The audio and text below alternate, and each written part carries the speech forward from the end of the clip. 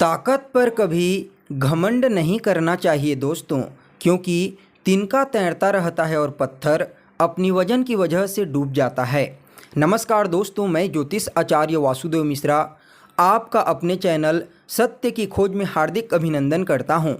दोस्तों, आज का यह ज्योतिष का कार्यक्रम आप लोगों के लिए, मेष राशि वालों के लिए बेहद ही ज़्यादा खास और विशेष रहने वाला है। आज हम जानेंगे मेष राशि के अक्टूबर महीने के दूसरे सप्ताह के साप्ताहिक राशिफल के बारे में। जी हाँ दोस्तों, 9 अक्टूबर से लेकर के 15 अक्टूबर तक का समय आप लोगों के लिए किस प्रकार से रहने वाला है। इन 7 दिनों में आपके जीवन में क्या क्या घटनाएं हो सकती हैं, आपका स्वास्थ्य कैसा रहेगा, आपकी शिक्षा कैसी रहेगी, आपका पारिवारिक जीवन, वैवाहिक जीवन कैसा रहेगा, भाग्य, करियर, बिजनेस, व्यापार और फाइनेंस के दृष्टिकोण से अक्टूबर महीने का दूसरा सप्ताह मेष राशि वालों के लिए किस प्रकार से रहने वाला है। चंद्रमा और 8 ग्रहों की स्थिति के आधार पर इस सप्ताह आपको क्या फलाफल प्राप्त होगा, हर एक जानकारी पूरे विस्तार के साथ आज की इस वीडियो में आपको बताएंगे। इसलिए अगर आप भी एक मेष राशि के जातक हैं तो वीडियो को बिना मिस किए अंत तक देखिए। दोस्तों, यह जो ज्योतिष का कार्यक्रम है यह आपकी जन्म की राशि चंद्र राशि पर आधारित है। अगर आपको अपनी जन्म राशि मालूम नहीं है तो आप इसे अपनी प्रचलित नाम राशि के आधार पर समझ सकते हैं। और अगर आप अपनी जन्म कुंडली पर हमसे परामर्श लेना चाहते हैं तो वीडियो के डिस्क्रिप्शन बॉक्स में और वीडियो के अंदर आपको नंबर मिल जाएगा, जहां से आप संपर्क करके अपनी जन्म कुंडली का पूरे विस्तार के साथ अध्ययन करवा सकते हैं। तो दोस्तों, चलिए फिर करते हैं शुरुआत और जान लेते हैं अक्टूबर महीने का दूसरा सप्ताह आपके लिए कैसा रहेगा। तो देखिए दोस्तों, जो साप्ताहिक राशिफल होता है वह चंद्रमा के गोचर पर आधारित होता है। तो 9 अक्टूबर को चंद्रमा अपनी मूल त्रिकोण राशि कर्क राशि में गोचर करेंगे, तो वहीं 10, 11 और 12 अक्टूबर के दिन सिंह राशि में संचार करेंगे, जबकि 13, 14 और 15 अक्टूबर इन 3 दिनों में चंद्रमा कन्या राशि में गोचर करेंगे। हालांकि 15 अक्टूबर की शाम राशि परिवर्तन करके तुला राशि में चले जाएंगे। इस सप्ताह बुध और चंद्रमा दोनों के दोनों अस्त रहने वाला हैं।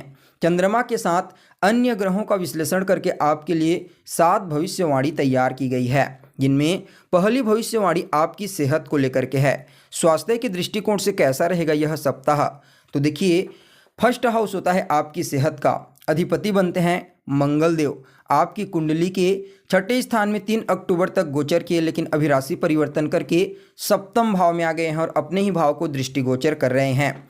तो ऐसे में दोस्तों, इस समयावधि में आपका रोग प्रतिरोधक क्षमता मजबूत रहेगा, क्योंकि मंगल देव अपने ही घर को दृष्टिगोचर कर रहे हैं। हालांकि लग्न में देवगुरु बृहस्पति और राहु महाराज भी गोचर कर रहे हैं, जिसकी वजह से थोड़ा सा पेट से संबंधित, डाइजेशन से संबंधित समस्या हो सकती है। इसलिए खान पान का ध्यान रखिए, ज़्यादा कुछ नहीं होगा। इसके अलावा केंद्र में है मंगल देव, 7वें भाव में है, जो मारक स्थान कहलाता है। तो ऐसे में दोस्तों, यह जो पारिवारिक स्वास्थ्य को लेकर भी थोड़ा सावधान रहने वाला समय कहा जा सकता है। इस समय आपके लाइफ पार्टनर को स्वास्थ्य से संबंधित समस्या हो सकती है। इसके अलावा मंगल की दृष्टि आपके लग्न भाव पर पड़ रही है, जो आपके व्यक्तित्व को बताता है, आपकी पर्सनैलिटी को बताता है। इस समय मंगल के कारण आपके अंदर ऊर्जा की मात्रा बहुत ज़्यादा रहने वाली है, जिसकी वजह से आपको अपनी वाणी पर और अपने गुस्से पर कंट्रोल करने की आवश्यकता है, अन्यथा आप खुद ही मानसिक तनाव में चले जाएंगे। इस चीज़ का विशेष रूप से ध्यान रखिए। ज़्यादा कोई बड़ी समस्या नहीं है स्वास्थ्य को लेकर के। तो वहीं दोस्तों, दूसरी जो भविष्यवाणी है वह आपकी शिक्षा को लेकर के है। विद्यार्थियों के लिए कैसा रहेगा यह सप्ताह, तो देखिए, कुंडली का 5वां स्थान होता है पढ़ाई लिखाई का, आपके एजुकेशन का, और 5वें भाव के स्वामी बनते हैं सूर्यदेव। कुंडली के 6ठे स्थान में गोचर कर रहे हैं और पूरे सप्ताह भर इसी स्थान में गोचर करेंगे। तो देखिए दोस्तों, शास्त्र के मुताबिक जो 6ठा स्थान होता है वह खराब स्थान माना जाता है, और सूर्य महाराज 5वें भाव के अधिपति बनकर के 6ठे भाव में गोचर करेंगे। तो ऐसे में आपकी पढ़ाई लिखाई में थोड़ी परेशानी ला सकते हैं। अगर आप कोई एग्ज़ाम दिलाना चाहते हैं या फिर कोई परिवर्तन करना चाहते हैं शिक्षा के क्षेत्र में, तो 17 अक्टूबर के बाद कीजिएगा, क्योंकि 17 अक्टूबर को राशि परिवर्तन करके आपके 7वें भाव में चले जाएंगे। हालांकि उम्मीद के अनुसार आपको परिणाम प्राप्त नहीं होगा, क्योंकि 17 अक्टूबर के पश्चात सूर्य महाराज नीच राशि में गोचर करेंगे। इसकी वजह से आपका मन पढ़ाई से भटकेगा, डाइवर्ट होगा, कुछ कन्फ्यूजन की स्थिति क्रिएट होगी, कहीं ना कहीं आपको थोड़ा ज़्यादा ही फोकस करने की आवश्यकता है अपने शिक्षा में, अन्यथा यह जो सप्ताह है उतना अनुकूल दिखाई नहीं दे रहा है। तो वहीं दोस्तों जो तीसरी भविष्यवाणी है वह आपकी लव लाइफ को लेकर के है। कैसा रहेगा लव लाइफ के दृष्टिकोण से यह सप्ताह? तो देखिए पंचम भाव ही होता है आपकी लव लाइफ का, और पंचम के अधिपति बनते हैं सूर्य महाराज। मंगल छठे स्थान में, सप्तम स्थान में चले गए हैं और इस समय सूर्यदेव छठे स्थान में गोचर कर रहे हैं। चंद्रमा के साथ स्थिति देखी जाए तो ठीक रहेगी, लेकिन फिर भी पंचम स्थान के अधिपति होकर के छठे भाव में गोचर कर रहे हैं। तो ऐसे में आपके लव लाइफ में अगर आप किसी के साथ रिलेशनशिप में हैं तो कुछ मिसअंडरस्टैंडिंग हो सकती है। उनके अंदर और आपके अंदर, दोनों के अंदर ईगो देखने को मिलेगा, जिसकी वजह से छोटी छोटी बातों को लेकर के परेशानी बनेगी। इस समय आपको अपने क्रोध और अहंकार पर नियंत्रण रखने की आवश्यकता है, अन्यथा इससे आपके रिलेशनशिप में दरार पड़ सकती है। इसके अलावा दोस्तों छठा स्थान रोग ऋण शत्रु का स्थान होता है। तो ऐसे में रिलेशनशिप में कुछ खटास अवश्य उत्पन्न होने वाली है इस समयावधि में, लेकिन अगर आप अपनी वाणी पर, अपने अहंकार पर नियंत्रण रखते हैं तो यह आपके लिए बढ़िया कहा जा सकता है।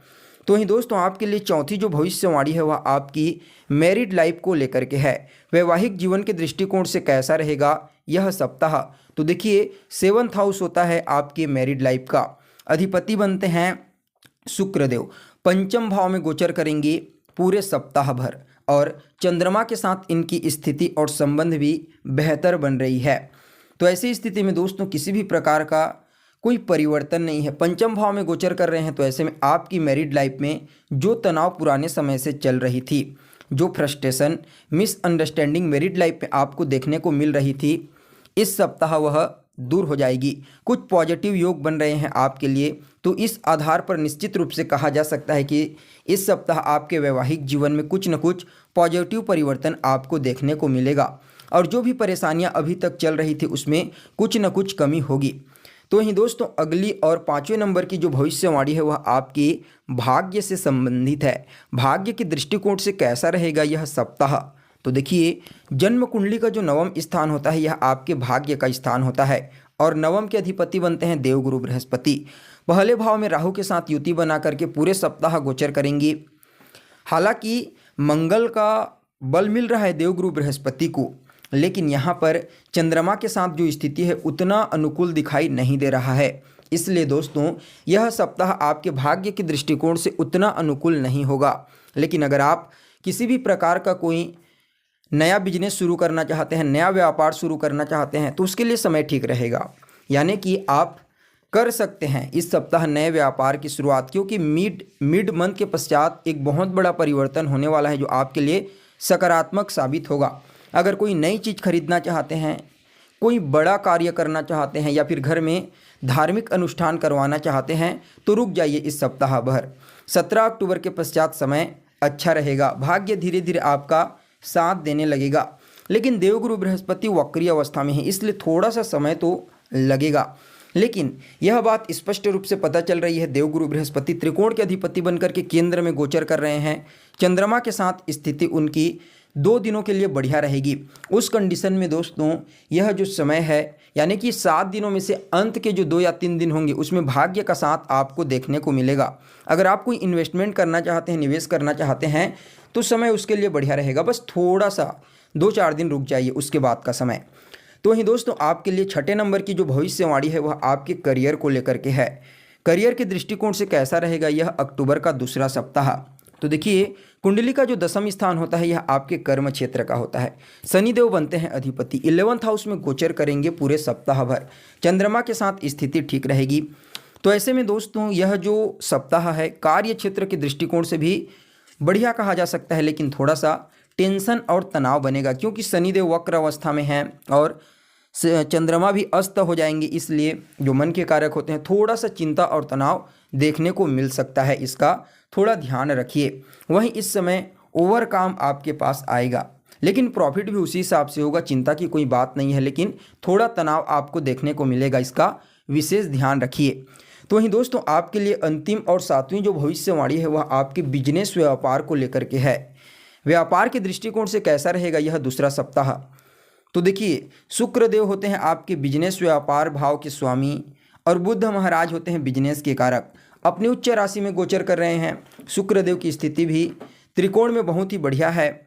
सप्तम स्थान में भी मंगल देव और देवगुरु बृहस्पति का प्रभाव है। तो ऐसे में यह जो सप्ताह है बिजनेस व्यापार करने वाले जातकों के लिए भी बहुत ही बढ़िया रहने वाला है। उन लोगों को अपने कार्य क्षेत्र में, अपने व्यापार में विशेष सफलता की प्राप्ति होने वाली है। यानी कि कुल मिलाकर के देखा जाए तो यह जो सप्ताह है थोड़ा सा आपके लिए सावधान रहने वाला है, बाकी हर मामले में पॉजिटिव रहेगा। तो दोस्तों यह तो हो गई चंद्रमा की स्थिति के आधार पर पूरे सप्ताह का हाल। अब इस सप्ताह को बेहतर बनाने के लिए कुछ उपाय भी कर लीजिए। देवगुरु बृहस्पति के बीज मंत्र ओम ब्रीम बृहस्पतये नमः रोजाना 108 बार जाप करें। मंगल के बीज मंत्र ओम अंग अंगारकाय नमः रोजाना 108 बार जाप कीजिए। इसके अलावा चंद्रमा अस्त होंगी, इसलिए चंद्रमा के बीज मंत्र ओम सोम सोमाय नमः इसका रोजाना रात को सोने से पहले 108 बार जाप कीजिए। इसके अलावा शनिवार के दिन और सोमवार के दिन भगवान शिव के मंदिर में चले जाइए, 1 लोटा जल ले लीजिए, उसमें थोड़ा सा सफ़ेद तिल और थोड़ा काला तिल मिला करके उसे भगवान शिव के ऊपर अर्पित कीजिए। यह सप्ताह आपके लिए बहुत ही अच्छा रहेगा। तो दोस्तों कैसी लगी आपको जानकारी, कमेंट कीजिए, लाइक कीजिए और बने रहिएगा हमारे साथ। फिर मिलते हैं एक नए और ताज़ा एपिसोड में, तब तक के लिए नमस्कार।